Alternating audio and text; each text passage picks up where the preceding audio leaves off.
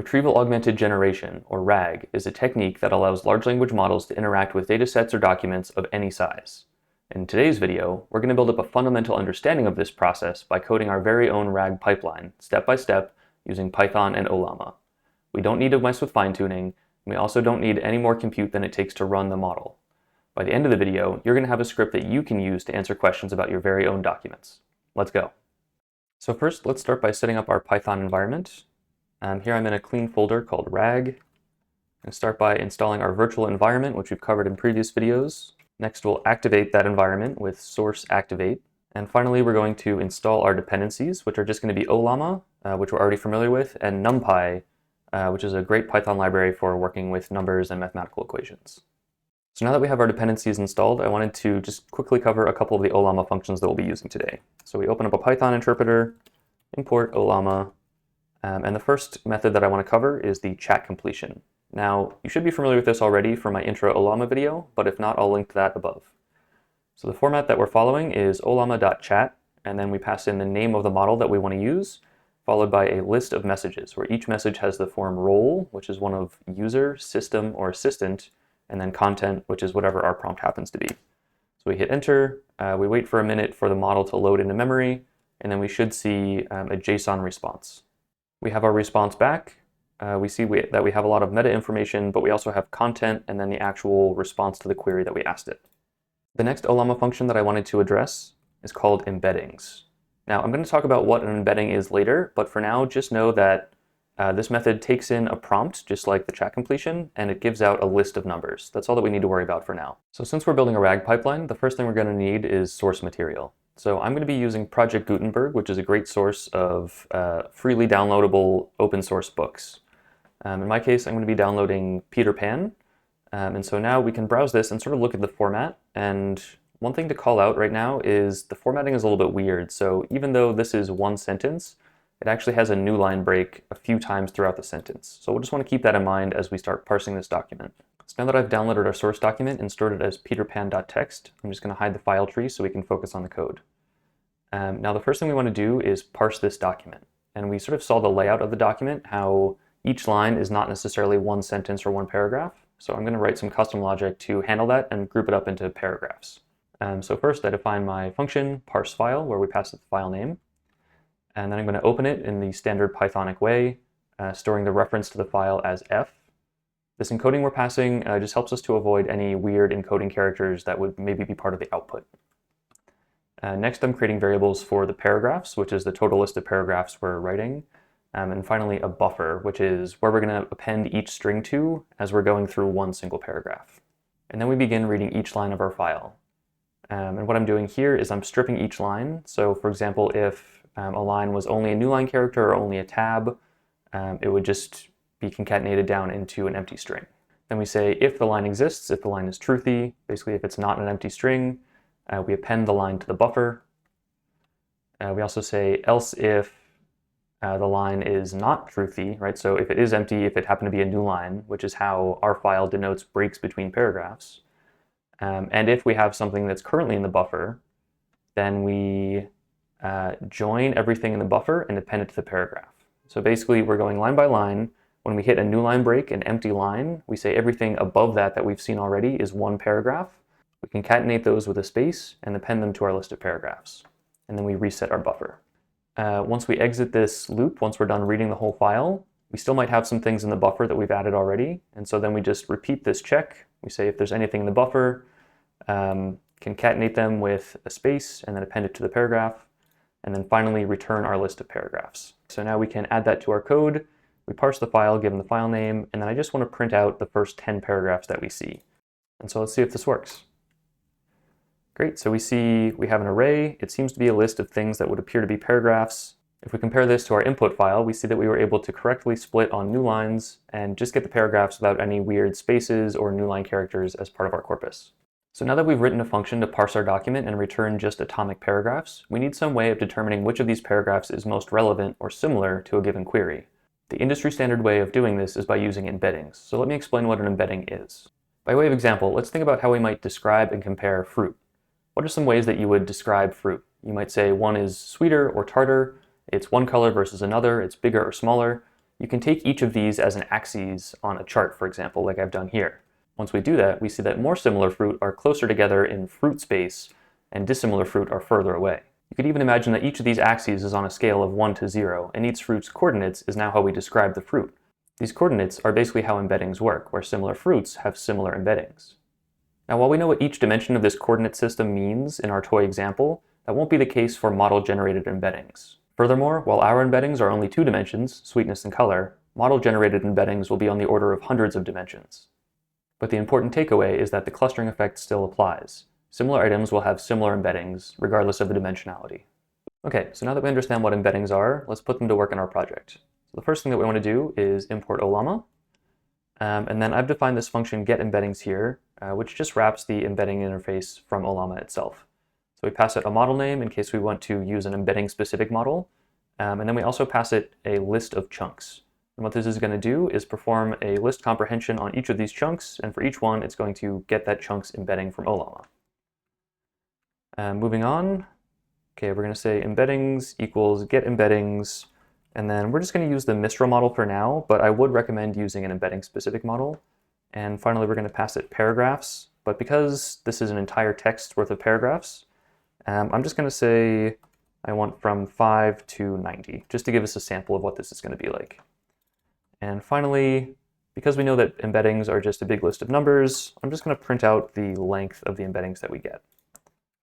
Okay, so now we can do Python main, and you're going to notice that this actually takes a long time to run, especially as we run this file repeatedly over the course of this demo. We don't actually want to generate those embeddings fresh each time, because an embedding is always going to be the same for a given input, assuming that we're using the same model. Okay, so we finally got our output, and that took a really long time. I'm kind of curious as to how long that actually took us, so let's find out. I'm going to go up to our imports, and I'm just going to import time, which is a standard Python library. And then I'm going to wrap our getEmbeddings call with start equals time.perfCounter. This is going to count the number of seconds. And once this completes, I'm just going to print time.perfCounter, which is the current time, minus start. And let's see what this spits out. Okay, so wow, to generate just 85 embeddings, it took over 16 seconds. So we're really going to want to have a way to speed this up. So I think a better way of doing this is, instead of generating the embeddings fresh each time we run the script, we can just save them to disk, and anytime we want to read a specific file's embeddings again, we can just see if that file exists on disk, and then read the embeddings from there. So let's implement that. So above our getEmbeddings function, I've created this function called saveEmbeddings, where we pass it a file name and our list of embeddings. The first thing that it does is checks to see if an embeddings directory exists. And then we open up a JSON file where the key is going to be the file name, so in our case, Peter Pan, and it's just going to dump in the embeddings directly. Okay, in order to facilitate this, we're going to need a couple imports. We need OS, and we also need JSON. Okay, so now we have the ability to save embeddings. Next, we'll need some way of loading these embeddings. So I'm going to write a new function called loadEmbeddings. So given a file name, it checks to see if the file.json exists. And if it doesn't exist, then we know there's nothing there, we just return false. Otherwise, we open that file again in read mode, and we load the JSON back. So we're parsing the JSON and returning that dictionary in Python. And finally, we need to modify our getEmbeddings function to use these two previous functions that we defined. So I'm just going to replace this. Okay, so now our interface is a little bit different. Now it takes a file name in addition to the model name and the chunks. So the first thing that we do is we try and load the embeddings from the disk, and we persist that result to the embeddings variable. And if that's not false, then we just return the embeddings because we know that we had them persisted and we don't need to create them again. If that fails, then we go straight into our embedding generation code just like we had before. And then finally we save those embeddings so we can look them up later, and we just return them back to the user. So the only change we need to make into our main script here is just to add our file name to our getEmbeddings call. All right, now I'm going to pass this the full paragraph set. So this is going to take a really long time, but then after this, I shouldn't need to wait for the embeddings to load ever again. So let's give it a shot. Okay, so that took a really long time, but if we go back into our directory here, we see that we now have an embeddings folder and a peterpan.json that has our huge list of embeddings. This file is massive.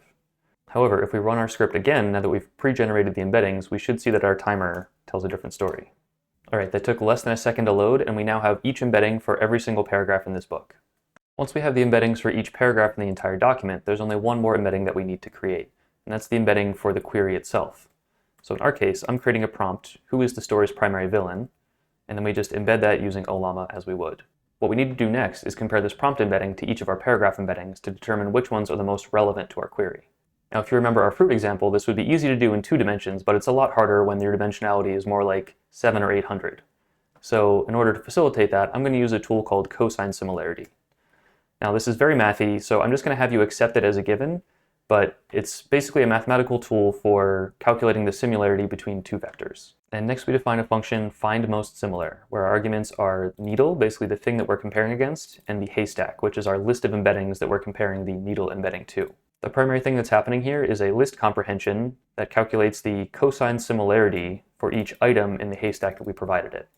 And then the return value is going to be a sorted list of tuples, where the tuple consists of the similarity score. That's the output of our cosine similarity. That's essentially saying, given your query, how similar is each paragraph on a scale of 0 to 1, where 1 is the most similar. They're basically identical. And the second value in the tuple is its index in the list. And finally, we're going to reverse it such that all of our highest scores are first in the list and our lowest scores are at the bottom of the list. All right, so now let's use this in our script. We're going to be calling findMostSimilar, where our needle is the prompt embedding and the haystack that we're searching through is our list of embeddings of the entire document. And then from that, we're only taking the top 5 most relevant results. Then we iterate through each of our results, and we're printing the similarity score, which is in index 0, and then we're getting the paragraph located at the index of that item. All right, so let's run our script and see what we get. Okay, so we see that we've correctly returned 5 responses, with the first part of the response being the similarity score to our prompt. And our prompt is, who is the story's primary villain? And the results that we get are a little bit abstract. They're not really directly related to Captain Hook, which is what we would expect. And so let's think of some ways that we could improve that. The 2 main things that I could think of off the top of my head, one, we see that we're actually parsing sentences instead of paragraphs. We would expect each paragraph that we're creating an embedding for to be multiple sentences, but just due to the formatting of the book, how the author laid it out, it turns out that we're actually embedding individual sentences. And so that means that, while our response may be more specific, it's going to include less information and less context overall, and that's going to be less helpful to the LLM. And so one exercise that I'll leave to you guys is maybe adding a chunking function somewhere around here that takes multiple sentences together and chunks them into 3 or 4 sentence paragraphs before embedding them. Another thing, as I called out earlier, is that the model that you use for embeddings really does matter. In our case, we're using Mistral because I expect most of you to have it on your systems already, but I would really recommend using a model like BGE Base, which is specifically designed for embedding creation. It also yields much smaller embeddings, and so your process will be faster and probably more accurate as well. But moving along, one of the final steps in our process is actually taking those relevant chunks and passing them to an LLM to answer questions about. So the first thing I want to do is to create a system prompt that cues our LLM about what its role is. I've written a prompt that I think should be a good place to start. It says, you are a helpful reading assistant who answers questions based on snippets of text provided in context. Answer only using the context provided, being as concise as possible. If you're unsure, just say that you don't know. And then I leave it open to pass context in. And we'll use that system prompt right here. So we're going to be using Ollama's chat method. We pass in the model Mistral, and then we pass in our array of messages, where the first message is a system prompt, so it's from the role of the system. We have our prompt template, and then for each of our most similar chunks, we are simply joining the paragraph that corresponds to that index onto our system prompt. And finally, we're adding one message from the user, which is just the question that we have that we want our LLM to answer. And lastly, once we get a response, we just print that to the console. All right, so let's see what we get. The primary villain in this context is Captain Hook. And then it elaborates some more on the role of the crocodile, but I think this is really good. It's able to take our text and digest it and give us a reasonable answer. And as one final touch, I'd actually like to give it my prompt directly from the command line. So I'm going to replace our fixed prompt with this input variable. And this is going to read straight from the command line. So let's run it again. What do I want to know? Where does Peter take Wendy in the story? Peter takes Wendy to Neverland. Okay, perfect. So in less than 100 lines of code, we wrote our own RAG pipeline entirely by hand, including a caching layer that we can use on any document of any size. Now you might have noticed that we spent a lot of time thinking about how to parse our document or how to break it up into chunks that we can pass to our LLM. In future videos, I'm going to be addressing libraries like LangChain or Llama Index that provides helpers that do a lot of this stuff for us, and it even gives us easy ways of parsing documents like CSVs or even PDFs. They also provide much more advanced techniques for comparing the similarity of embeddings as well as storing and serving them. So let me know in the comments what you thought about this project. Do you feel like you have a better understanding for how RAG works? Could you explain embeddings to somebody if they asked? How do you see yourself using this project in your own life?